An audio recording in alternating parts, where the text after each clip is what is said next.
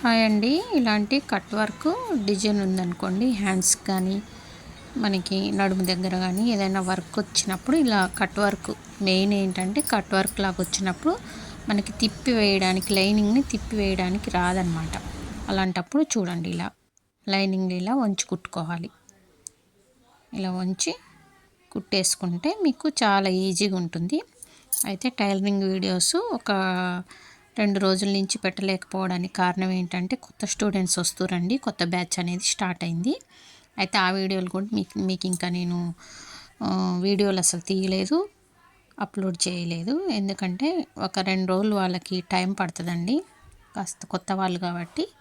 తర్వాత వాళ్ళు కటింగ్ చేస్తుంటే, కుడుతుంటే నేను మీకు ఆ వీడియోస్ కూడా తప్పకుండా అప్లోడ్ చేస్తా. ఎవరైనా కొత్త వాళ్ళు ఉంటే ఫస్ట్ నుంచి కోర్సు నేర్చుకోవాలి అనుకుంటే ఫాలో అవ్వండి, ఓకేనా. ఇప్పుడు ఈ కట్ వర్క్ని మనం ఇలా కుట్టుకోవచ్చు అనమాట.